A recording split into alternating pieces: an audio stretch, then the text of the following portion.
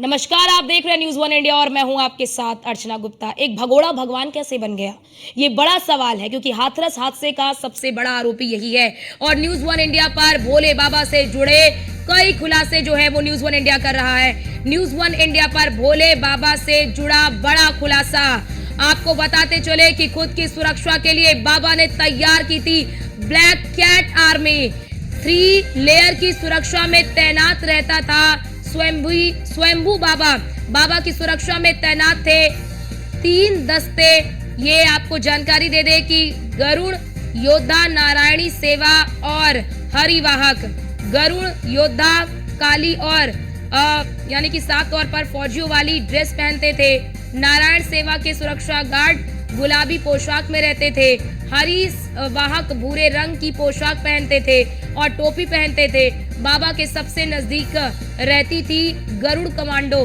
Garuda commando में सबसे ज्यादा महिलाएं होती थी तैनात। महिलाओं की उम्र 18 से 25 साल के बीच की रहती थी।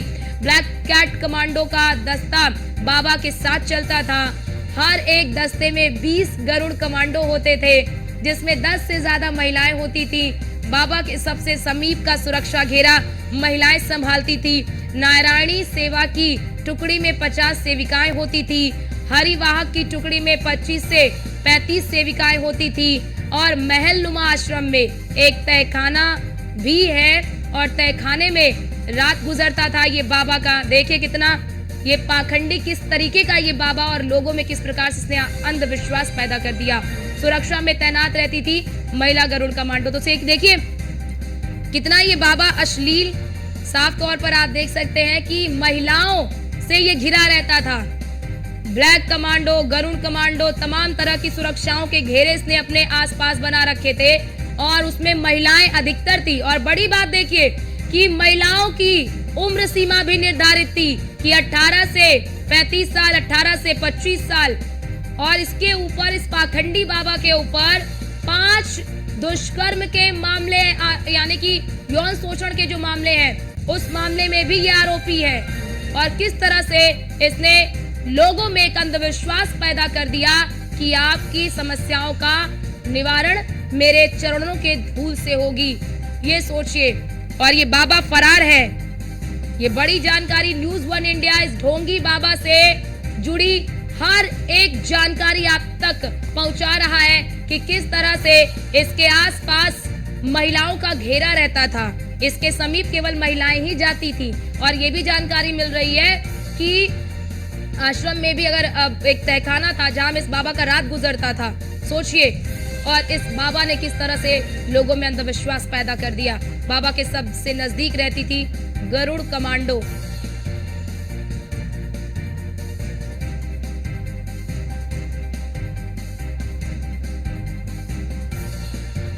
महिलाओं की उम्र 18 से 25 साल के बीच में, यानी कि ये उन्हीं महिलाओं को शामिल करता था जिसकी उम्र 18 से 25 साल के बीच में रहती थी। उनको ही इस कमांडो में शामिल किया जाता था। हर एक दस्ते में 20 गरुड़ कमांडो होते थे जो इनके नजदीक होती थी, जिसमें से 10 से ज्यादा महिलाएं होती थी। सोचिए कितना रंगीले मिजाज का ये बाबा, जिसने लोगों में इस तरह का अंधविश्वास फैलाया, जो खुद दोषी यानी कि जो खुद आरोपी, और उसने लोगों से कहा कि तुम्हारे सारे दुख दर्द जो है वो दूर हो जाएंगे, मेरे चरणों के रज को माथे पर लगा लो। इस कदर का अंधविश्वास इस ढोंगी और पाखंडी बाबा ने लोगों के मन में फैला दिया कि इस घटना के बाद भी बहुत सारे ऐसे लोग हैं जो इसे परमात्मा मान रहे हैं। फिलहाल ये देखिए, आपको तस्वीर भी दिखा रहे हैं, देख सकते हैं कि ये जो आयोजन भी हुआ था उस दिन, तो उस आयोजन में भी किस तरह से जो सेवादारक कह सकते हैं, देखिए आपको तस्वीर भी दिखा रहे हैं कि किस तरह से बाबा की सुरक्षा में ब्लैक कैट आर्मी होती थी, यानी कि इसको वीआईपी सुरक्षा चाहिए थी। 3 लेयर की सुरक्षा में तैनात रहता था स्वयंभू बाबा। बाबा की सुरक्षा में तैनात थे 3 दस्ते, यानी कि सुरक्षा में केवल 3 दस्ते तैनात थे। ऐसा लग रहा था क्या आपको बताते चले कि गरुड़ योद्धा, नारायणी सेना और हरिवाहन। गरुड़ योद्धा काली और फौजियों वाली ड्रेस पहनते थे। नारायणी सेवा के सुरक्षा गार्ड गुलाबी पोशाक में रहते थे। और ये देखिए, आपको वीडियो भी हम दिखा रहे हैं कि किस तरह से ये पूरी सुरक्षा बाबा की होती थी और महिलाओं को इसमें पहली प्राथमिकता दी जाती थी। बाबा के सबसे नजदीक रहती थी गरुड़ कमांडो। गरुड़ कमांडो में सबसे ज्यादा महिलाएं तैनात होती थी। एक एक सच, एक एक तस्वीर इस बाबा से जुड़ी, इस बाबा के पाखंड से जुड़ी एक एक तस्वीर न्यूज़ 1 इंडिया सबसे पहले आप तक पहुंचा रहा है।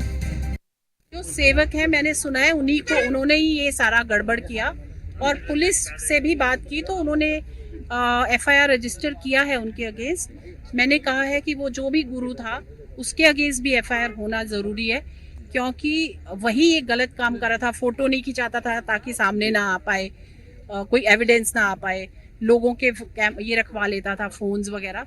तो ज़रूर कोई ना कोई गलत बात का है इस सारे उसमें। क्या कोई सोची समझी स्कीम थी या क्या है, वो पुलिस इन्वेस्टिगेशन में निकालेगी। लेकिन मेरा सबसे ज़्यादा जो वरी है, जो कि महिलाएं ही सबसे ज़्यादा मरी हैं। इस महिलाओं को बरगलाना इजी होता है क्योंकि वो पढ़ी लिखी नहीं थी। जितने विक्टिम से मिल रहे हैं उनको भी अवेयर करा रहे हैं, उनकी काउंसलिंग भी कराएंगे और आगे आने वाले वक्त में भी महिलाओं को काउंसिल करेंगे कि ऐसे जो ढोंगी बाबा है उनसे दूर रहे। एडमिनिस्ट्रेशन से भी हम अभी क्या कार्रवाई हुई है उसका हमने पूरा रिपोर्ट मांगी है। आगे आने वाले समय में भी जो भी इन्होंने एक टीम बनाई है उनसे जो भी कार्रवाई करेंगे उसकी पूरी कार्रवाई हम पूछेंगे। जो सेवक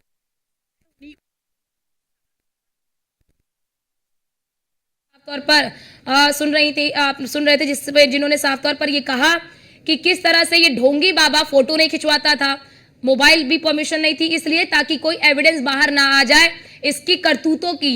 ये जो काली करतूतें करता था, इसकी काली करतूतें सामने ना आ जाए, इसीलिए फोटो नहीं खिंचवाता था। और आपको बड़ी बात, कल जब हमारी संवाददाता भी वहां पर पहुंची थी उस आश्रम के बाहर, तो देखा आपने मीडिया को अंदर जाने नहीं दे रहा था, ताकि क्या है इस बाबा का रहस्य, क्या है वो तहखाना जहां पर ये बाबा रात गुजारता था, जहां पर इस बाबा की रात बीतती थी, और क्या है वो सच्चाई सामने ना आ सके।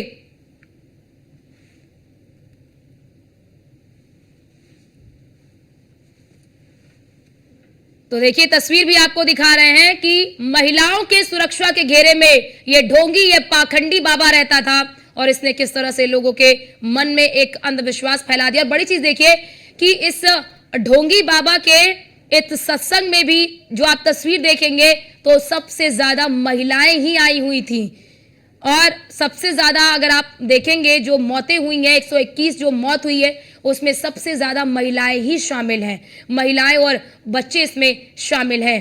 तो ये तस्वीर भी देखिए, आपको दिखा रहे हैं कि किस तरह से इस ढोंगी बाबा की एक एक सच्चाई, एक एक करतूत, एक एक चीज इस ढोंगी बाबा से जुड़ी न्यूज़ 1 इंडिया सबसे पहले अपने दर्शकों तक पहुंचा रहा है कि आखिरकार ये बाबा किस तरह की शानो शौकत से रहता है और क्या है इस बाबा की असल में सच्चाई। ये जिस तरह से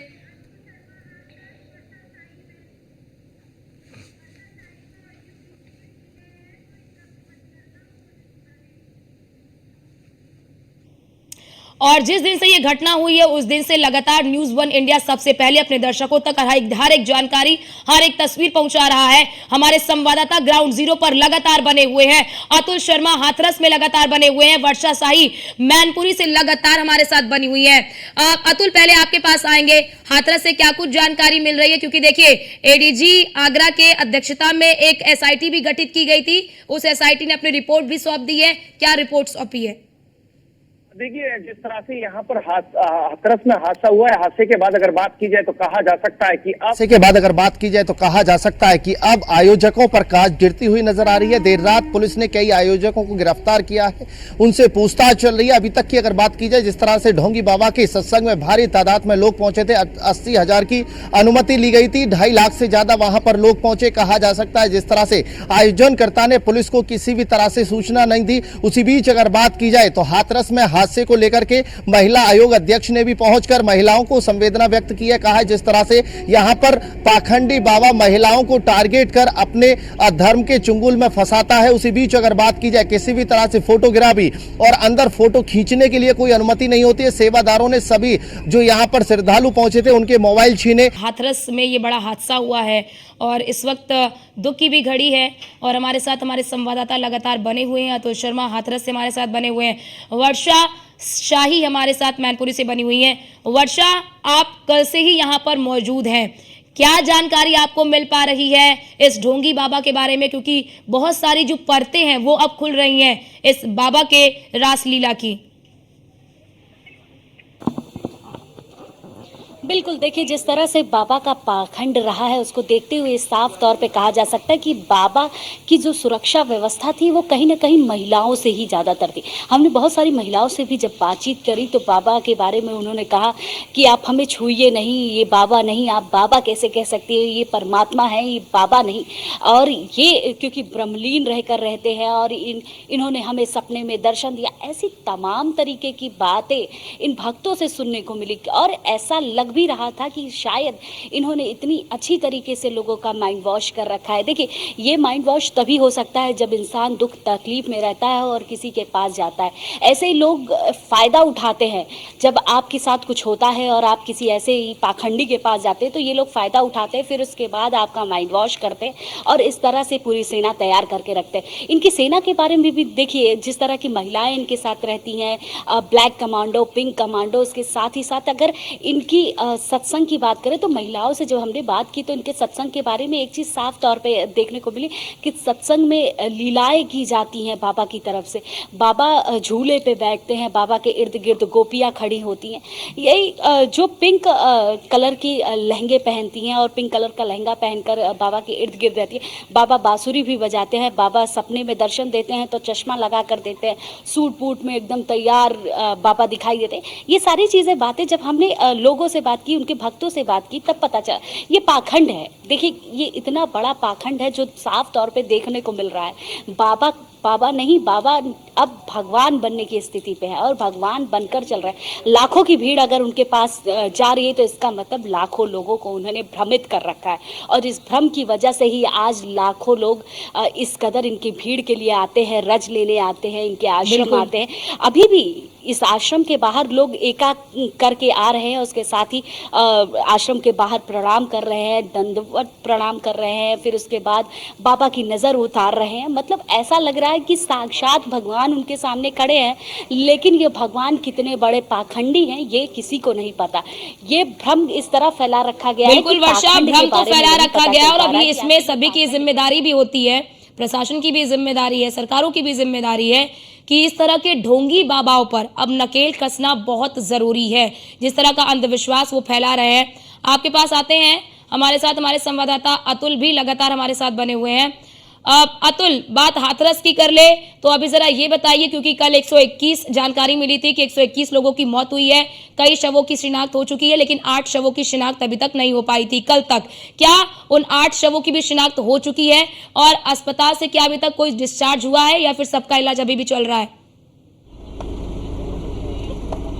देखिए अर्चना, अगर बात की जाए जिस तरह से 8 शव कल तक अपने परिवार का इंतजार कर रहे थे कि कब उनके परिवार के लोग उनके पास तक पहुंचे, लेकिन कहा जा सकता है कि अभी भी 5 ऐसे शव हैं जो पोस्टमार्टम मोर्चरी में अभी इंतजार कर रहे हैं कि उनके परिवार के लोग कब उनको ढूंढते हुए पहुंचेंगे, कहा जा सकता है। देखिए, जिस तरह से इस वक्त हम हाथरस के सुकैना गांव में मौजूद हैं, जहां पर एक ही परिवार के 3 लोग इस हादसे का शिकार हुए हैं। दूसरी तरफ अगर बात की जाए तो कहीं ना कहीं दूसरे परिवारों से भी कई लोग यहां पर आहत हुए हैं, कई महिला गंभीर रूप से घायल है। लेकिन यहाँ के लोगों की बात की जाए तो आज भी ढोंगी बाबा को भगवान मानती हुई महिला नजर आ रही है। महिलाओं का कहना है ये भगवान का प्रकोप है। कहा जा सकता है कि जिसकी जहां पर लिखी है वहीं पर मौत होनी है। लेकिन इस हादसे की लापरवाही की अगर बात की जाए तो प्रशासन पर ढींगरा फोड़ती हुई महिलाएं नजर आ रही हैं। दूसरी तरफ अगर बात की जाए अस्पताल में जो यहां पर एडमिट है, मंत्रियों के पहुंचने का तांता लगा हुआ है। मुख्यमंत्री ने कल पहुंचकर सभी घायलों से वार्ता किया था, उनसे मुलाकात की थी, हादसा के बारे में जानकारी ली थी। लेकिन हकीकत की बात यह है कि यहां पर जो हादसे के बाद घायल महिला है उनको उनके घर सुरक्षित पहुंचाया जा रहा है। प्रशासन की तरफ से संभव मदद की जा रही है। लेकिन दूसरी तरफ अगर बात की जाए तो आपको रोकना चाहते हैं अतुल, वर्षा के पास जाएंगे। वर्षा, क्या जानकारी है आपके पास? लाइव लीजिए।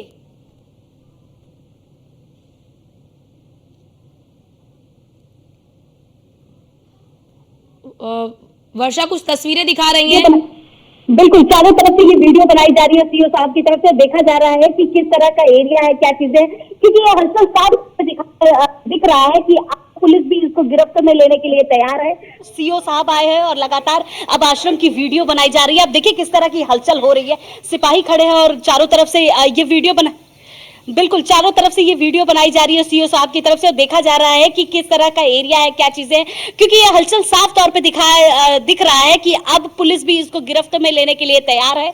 और क्योंकि आज वकील आ रहे हैं, उसके साथ साथ ये हलचल साफ तौर पे दिखा रही है कि अब पुलिस भी हर तरीके से तैयार होने जा रही है। शायद अब बाबा की गिरफ्तारी का भी कुछ निकल कर आ सकता है। जिस तरह की हलचल बढ़ने लगी है, पीएससी फोर्स तैनात किया गया है और पुलिस सुरक्षा बल एक्स्ट्रा कर दिए गए, तो अब ये हलचल कई तरीके से देखने को मिल रही है। ये हलचल साफ तौर पे जाहिर कर रही है कि शायद पुलिस क्यों बनाया जा रहा है? वर्षा, बड़ा सवाल, ये बाहर से वीडियो क्यों नहीं बनाया जा रहा है? अंदर क्यों नहीं जा रहा है? ये अंदर जाकर क्यों नहीं छानबीन कर रही? बाहर से ही क्यों वीडियो केवल बनाया जा रहा है? ये वीडियो तैयार की जा रही है, अंदर भी कुछ लोग जाने के लिए तैयार है क्योंकि पूरी सुरक्षा बल तैनात हुई है। सीओ साहब आ गए। ये हलचल साफ तौर पे देखने को मिल रही है कि से वीडियो तैयार की जा रही है। आखिर किस तरफ से क्या चीजें तैयारी की जा सकती है, किस तरफ से बाबा को निकाला जा सकता है, क्योंकि चारों तरफ के गेट है, 3-4 गेट है, तो जाहिर सी बात है कि इस तरह से निकालेंगे कि बाबा को पता न चलता, किसी को पता न चलता है कि बाबा किस एंगल से निकलेगा। इसको लेकर सीओ साहब आ गए और ये हलचल साफ तौर पे देखने को मिल रही है कि बाहर से वीडियो तैयार की जा रही है। आखिर किस तरफ से क्या चीजें तैयारी की जा सकती है, किस तरफ से बाबा को निकाला जा सकता है, क्योंकि चारों तरफ के गेट है, 3-4 गेट है, तो जाहिर सी बात है कि इस तरफ से निकालेंगे कि बाबा को पता ना चल पाए, किसी को पता ना चल पाए कि बाबा किस। इसको लेकर सीओ साहब पहले बाहर से तैयारी कर रहे हैं, फिर उसके बाद फिर इस टाइम अंदर जाएंगे। देखिए रात में भी सीओ साहब अंदर जा चुके हैं। लगभग 1-1.5 घंटा तक मीटिंग चली। बाबा से क्या बातचीत चली ये नहीं बताया। सीओ साहब ने ये बताया कि बाबा नहीं अंदर है, लेकिन जिस तरह की हलचल इस आश्रम के बाहर, वर्षा, आप कह रही है कि सीओ साहब ने कहा है कि वर्षा आपने कहा कि कल जब ये जानकारी मिली, आपने जब सीओ से बात की तो सीओ ने ये कहा कि बाबा अंदर नहीं है। फिर अभी जानकारी साहब जैसे बता रही है कि बाबा को कैसे निकाला जाए, तो ये स्पष्ट है कि वो अंदर है या नहीं है? देखिए ये स्पष्ट रूप से है कि बाबा मैनपुरी के इस आश्रम में है, लेकिन प्रशासन किस तरह से सीओ साहब बता नहीं रहे, वो अलग बात है कि प्रशासन बताना नहीं चाह रहा है कि सीओ साहब है कि नहीं है। वर्षा, आपका और अतुल आपका, आप दोनों का बहुत शुक्रिया हमारे साथ जुड़ने के लिए और जानकारी साझा करने के लिए कि हाथरस में किस तरह की फिलहाल स्थिति बनी हुई है और मैनपुरी में जहां पर बाबा का आश्रम है वहां पर अब कार्रवाई भी तेज हो रही है।